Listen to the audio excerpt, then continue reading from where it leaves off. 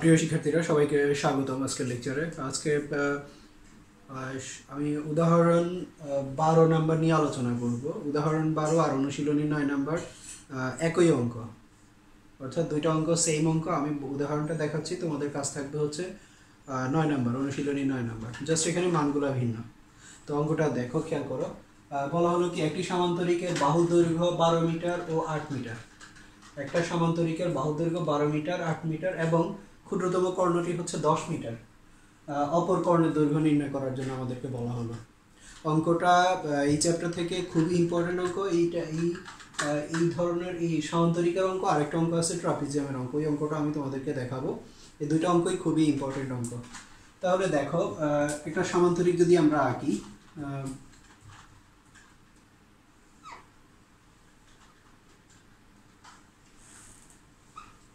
একটা সমান্তরিক আঁকলাম হচ্ছে এ বি সি ডি, একটা সমান্তরিক।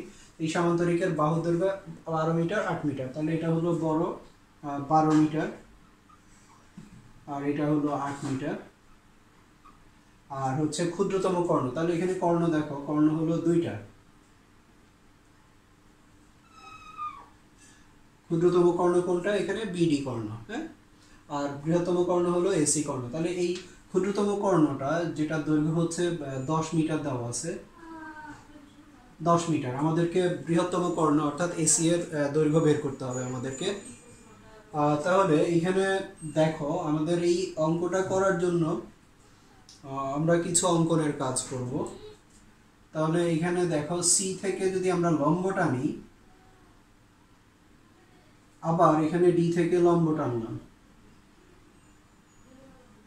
তাহলে সি এটা যদি আমরা দেই এম, এটা যদি দেই এন, ঠিক আছে। তাহলে এখন আসলে বর্ণনাটা যদি আমরা লিখি, তাহলে কি পাচ্ছি আমরা এখানে? চিত্রে এ বি সি ডি একটি সমান্তরিক।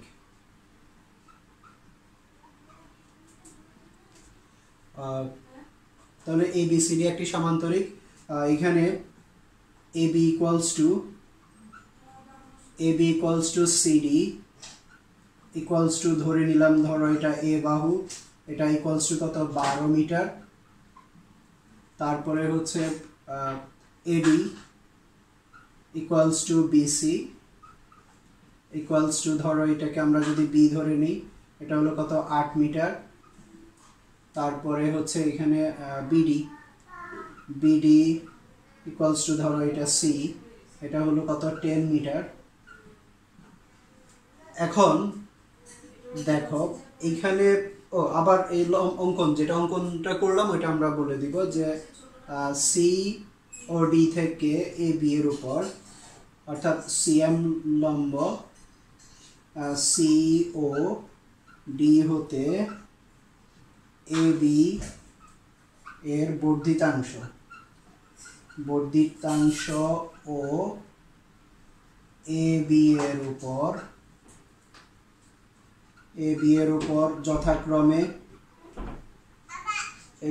যথাক্রমে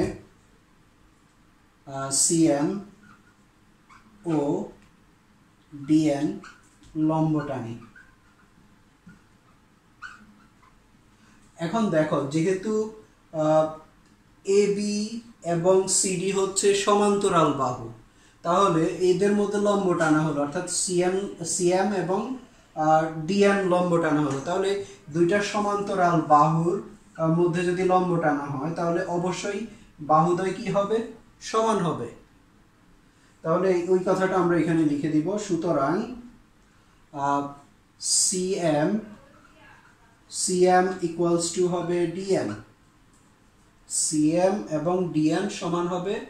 আর এদিকে দেখো, এই যে এই বাহুদ্বয়, অর্থাৎ এই যে এএন আর হচ্ছে বিএন, এরাও কি হবে? সমান হবে।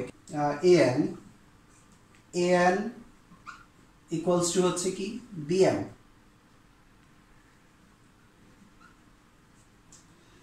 এবার আসো, যদি আমরা ত্রিভুজ এবিডি, ত্রিভুজ ত্রিভুজ এ বি ডি, এই ত্রিভুজের দিকে যদি আমরা তাকাই, দেখো আমাদের এখানে এ বি বাহুর দৈর্ঘ্য দেওয়া আছে, বিডি বাহুর দৈর্ঘ্য দেওয়া আছে, আর এডি বাহুর দৈর্ঘ্য দেওয়া আছে। অর্থাৎ এই ত্রিভুজটা 3টা বাহুর দৈর্ঘ্য দেওয়া আছে। তো 3টা বাহুর, একটা ত্রিভুজের যদি 3টা বাহুর দৈর্ঘ্য দেওয়া থাকে তাহলে তার ক্ষেত্রফল বের করা যায়। কি ক্ষেত্রফলের সূত্রটা কি? 16.1 আমরা ওই সূত্র নিয়ে আলোচনা করেছিলাম। তাহলে সূত্রটা হচ্ছে কি, √s × s - a s - b s - c। এসটা কি? অর্ধপরিসীমা। তার মানে এখানে আমরা যদি এই এ বি ডি ত্রিভুজের ক্ষেত্রফল বের করে নেই, তাহলে ওইখান থেকে আবার এই ত্রিভুজের ক্ষেত্রফলকে আরেকভাবে বের করা যায়। কি? হাফ ইন্টু ভূমি গুণন কি উচ্চতা, এটা যেহেতু লম্ব, তাহলে ভূমি গুণন উচ্চতা। তাহলে ওইখান থেকে আমরা ভূমি দেওয়া আছে আর 2 ক্ষেত্রফল সমান করে এখান থেকে আমরা লম্ব বের করতে পারবো, অর্থাৎ ডিএন এর মান বের করতে পারবো। আর ডিএন এর মান যদি আমরা পেয়ে যাই তাহলে আমরা কি সিএম এর মানও পেয়ে যাচ্ছি।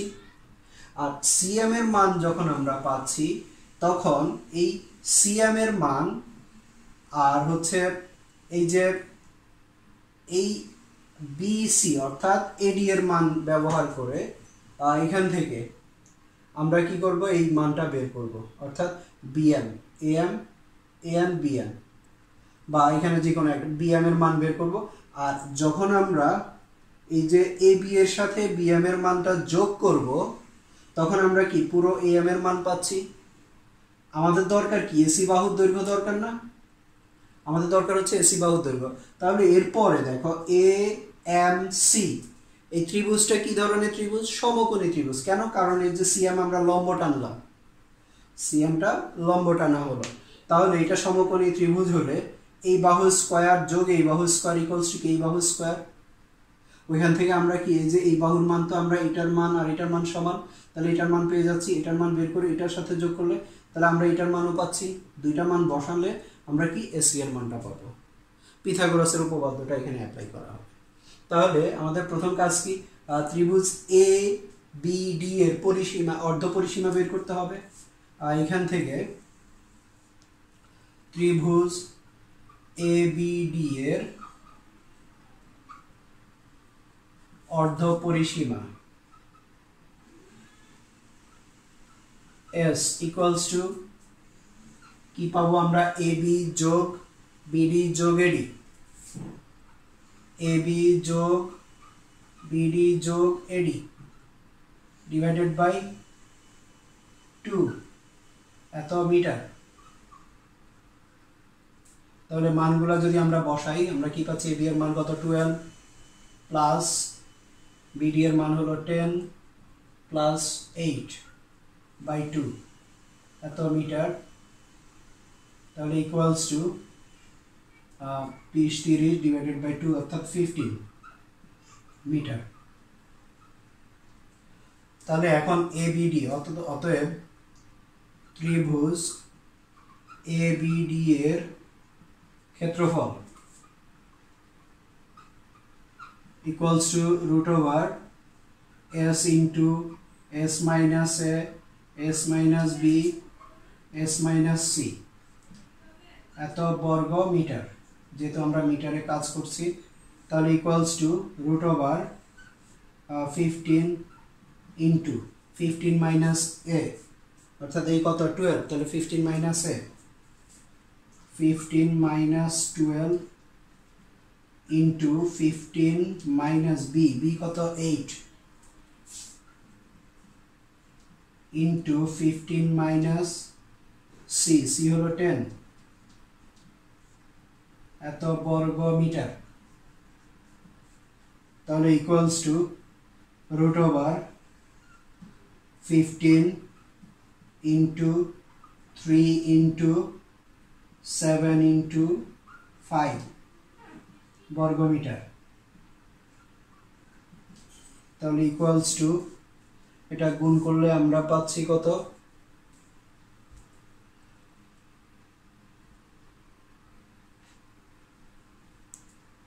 এটা হচ্ছে √1575 বর্গ মিটার।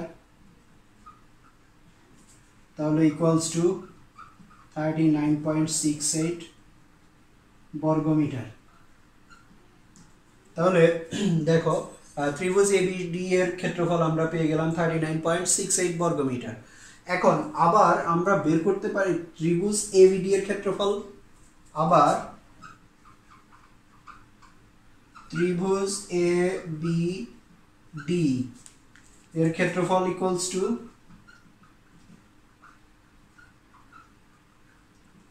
হাফ ইনটু ভূমি, ভূমি হলো কত এবি, গুণন উচ্চতা কত ডিএন। তাহলে ইকুয়ালস টু আমরা পাচ্ছি হাফ ইনটু এবি এর মান কত 12 ইনটু ডিএন ইকুয়ালস টু কত 6 ডিএন। তাহলে 6 ডিএন, এটাও এবিডি এর ক্ষেত্রফল, এটাও এবিডি এর ক্ষেত্রফল, তাহলে এটা ইকুয়ালস টু এটা। এখান থেকে আমরা ডিএন এর মান পেয়ে যাচ্ছি।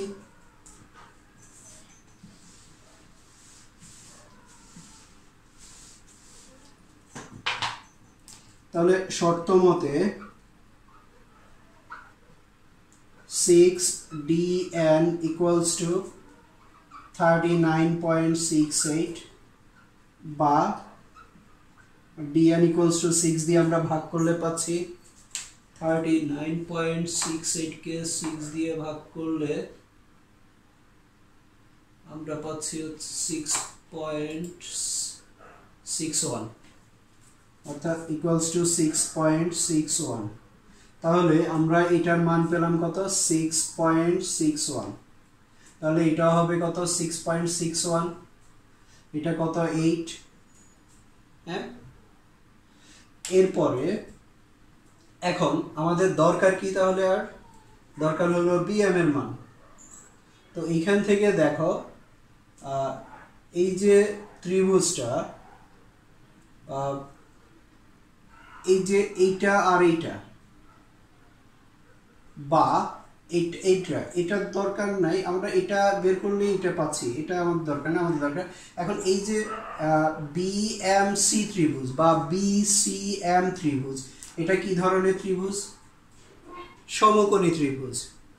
তাহলে সমকোণী ত্রিভুজ হলে কি হবে, অতিভুজ স্কয়ার ইকুয়ালস টু বাকি দুই বাহুর স্কয়ারের যোগফল। তাহলে এখানে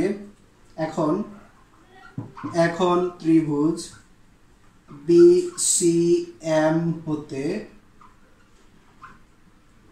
পাই, তাহলে এটা যেহেতু সমকোণী ত্রিভুজ, এখান থেকে আমরা কি পাবো, বিএম স্কয়ার যোগ MC square equals to BC square, বা BM square equals to BC square minus MC square. BC এর মান কত পেলাম, মান দেওয়া ছিল কত 8, তাহলে 8 স্কয়ার মাইনাস এমসি কত পেলাম আমরা 6.61 স্কয়ার ইকুয়ালস টু, যদি আমরা স্কয়ার করি 64।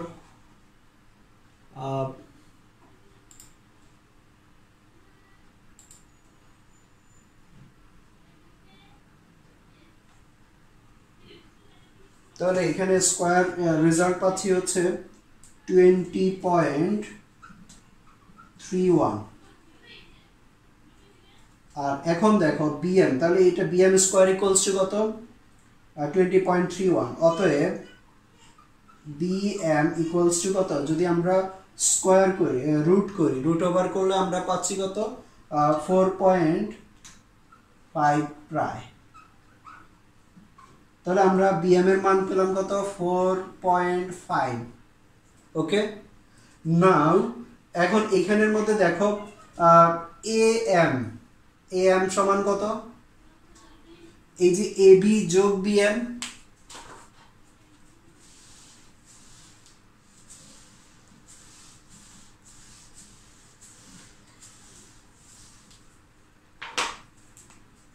AB AM equals to AB যোগ BM AM, সুতরাং AM equals to এত equals to AB এর মান কত 12 প্লাস BM পেলাম আমরা 4.5 এত মিটার equals to 16.5 মিটার। তাহলে আমরা am এর মান পেয়ে গেলাম, bmc এর মান পেয়ে গেলাম। এখন আবার যদি আমরা ত্রিভুজ amc এই ত্রিভুজের কথা যদি আমরা চিন্তা করি, এটা কি ধরনের ত্রিভুজ? সমকোণী ত্রিভুজ। আর এই সমকোণী ত্রিভুজের ক্ষেত্রে কি পিথাগোরাস। তাহলে আমাদের ac স্কয়ার ইকুয়ালস টু কি হবে? am স্কয়ার যোগ mc স্কয়ার। এটার মানও আমরা পেলাম, এটার মানও পেলাম। তাহলে এখান থেকে আমরা ac এর মানটা ইজিলি বের করতে পারবো, যেটাই ছিল আমাদের রিকোয়ার্ড রেজাল্ট। ওকে, তাহলে এখন আবার ত্রিভুজ amc হতে পিথাগোরাসের উপপাদ্য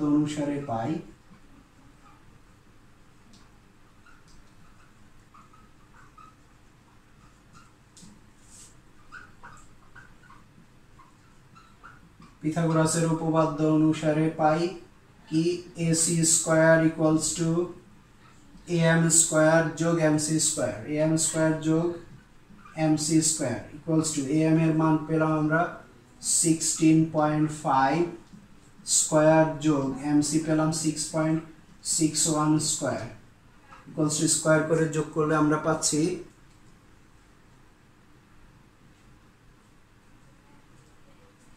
315.94। এখন যদি আমরা রুট করি তাহলে আমরা পাচ্ছি কত? 315.94।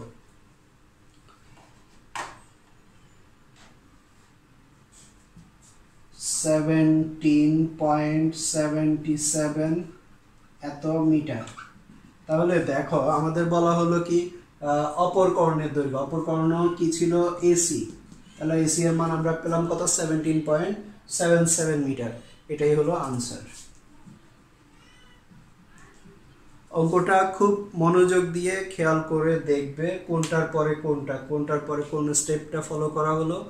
আর এইটাকে ফলো করে অনুশীলনী 16.2 এর 9 নাম্বার অঙ্কটা নিজেরা কমপ্লিট করে ফেলবে।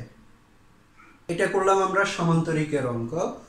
ট্রাপিজিয়ামের একটা অঙ্ক আছে যেটা তোমাদের বইয়ের উদাহরণ 14 নাম্বার, আর ওইটার মতো করে অনুশীলনীতে একটা আছে হচ্ছে 12 নাম্বার।